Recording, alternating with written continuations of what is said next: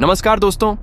आज भारत का विश्व कप का कारवां दिल्ली के ऐतिहासिक और विश्व भर में अपनी विशेष पहचान रखने वाले अरुण जेटली स्टेडियम की जीवंत और रणों से भरपूर पिच पर पहुंचा, जहां आईसीसी पुरुष टी20 विश्व कप 2026 का 18वां महामुकाबला भारत और नामीबिया के बीच आयोजित किया गया, जहां शाम की सुनहरी और मदहोश कर देने वाली रोशनी में पूरा स्टेडियम प्रशंसकों से खचाखच भरा हुआ था। भारतीय कप्तान सूर्य कुमार यादव ने टॉस के उस निर्णायक समय पर अपनी असाधारण कप्तानी सूझबूझ का परिचय देते हुए टॉस जीतकर पहले बल्लेबाजी करने का एक अत्यंत साहसी और रणनीतिक रूप से आक्रामक निर्णय लिया, ताकि वे नामीबिया के गेंदबाजों को शुरुआती दबाव में ला सकें और उनके सामने रणों का एक ऐसा विशाल अंबार लगा सकें जिसे पार करना उनके लिए किसी डरावने सपने जैसा और नामुमकिन हो जाए। भारत की ओर से पारी का शानदार आगाज करने के लिए टीम इंडिया की सबसे विस्फोटक और निडर सलामी जोड़ी अभिषेक शर्मा और ईशान किशन मैदान के बीचों बीच उतरे, जहां नामीबिया की ओर से उनके सबसे अनुभवी तेज गेंदबाज रूबेन ट्रम्पलमैन पहले ओवर में अपनी तेज रफ्तार और स्विंग गेंदबाजी के साथ आक्रमण पर तैनात हुए थे। अभिषेक शर्मा ने ट्रम्पलमैन की पहली ही गेंद की लंबाई को बहुत ही फुर्ती से भांपा और उस पर एक सीधा और गगनचुंबी झड़कर अरुण जेटली स्टेडियम में मौजूद हजारों भारतीय प्रशंसकों को खुशी से झूमने पर मजबूर कर दिया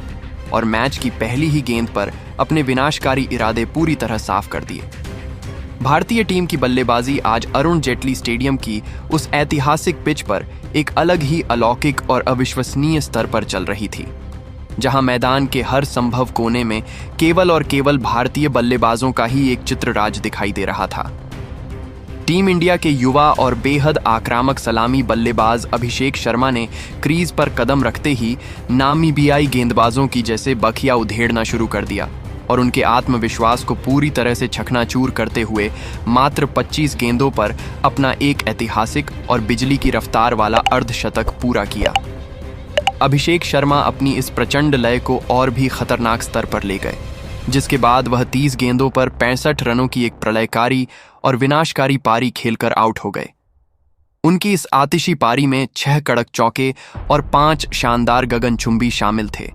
जिससे स्टेडियम में मौजूद प्रशंसकों का जोश 7वें आसमान पर पहुंच गया था। अभिषेक शर्मा के आउट होने के बाद जब विपक्षी टीम को लगा कि शायद अब रनों की रफ्तार पर थोड़ी लगाम लगेगी, तभी क्रीज पर आए भारतीय क्रिकेट के नए चमकते सितारे तिलक वर्मा ने भी नामीबिया के थके हुए गेंदबाजों पर रत्ती भर भी रहम नहीं दिखाया और आते ही पहली गेंद से अपने इरादे स्पष्ट कर दिए। तिलक वर्मा ने अनुभवी सलामी बल्लेबाज ईशान किशन के साथ मिलकर एक ऐसी साझेदारी बुनी जिसने नामीबिया के कप्तान को गेंदबाजी में बार बार बदलाव करने पर मजबूर कर दिया। लेकिन स्कोरबोर्ड तो जैसे बिजली की रफ्तार से भी तेज आगे बढ़ रहा था। इन दोनों बल्लेबाजों ने मिलकर टीम के स्कोर को बहुत ही कम समय में 150 रनों के जादुई आंकड़े के पार पहुंचा दिया, जहां ईशान किशन खेल के 12वें ओवर में अपना बहुमूल्य विकेट गंवा बैठे। ईशान किशन ने अपनी इस पारी के दौरान विकेटों के बीच अपनी तेज और किसी भूखे चीते जैसी फुर्तीली दौड़ लगाते हुए नामीबियाई क्षेत्र रक्षकों को पूरी तरह से थका दिया और वह 35 गेंदों पर 55 रनों की एक बहुत ही महत्वपूर्ण और धैर्यपूर्ण अर्धशतकीय पारी बनाकर आउट हो गए। ईशान किशन की इस शानदार और सूझबूझ भरी पारी में 4 कड़क चौके और 3 शानदार शामिल थे, जिससे भारतीय टीम एक बहुत ही मजबूत और अभेद्य स्थिति में पहुंच चुकी थी, जहां से एक विशाल स्कोर की नींव पूरी तरह से रखी जा चुकी थी। दिल्ली की गर्मी के बीच ईशान और तिलक की इस जुगलबंदी ने नामीबिया की गेंदबाजी आक्रमण की हर रणनीति को पूरी तरह से विफल साबित कर दिया था और स्टेडियम इंडिया के नारों से पूरी तरह गूंज उठा था। भारतीय पारी के अंतिम ओवरों में जब रनों की बारिश अपनी चरम सीमा पर पहुंच चुकी थी और दिल्ली की हवा में केवल गेंद के बल्ले से टकराने की गूंज सुनाई दे रही थी,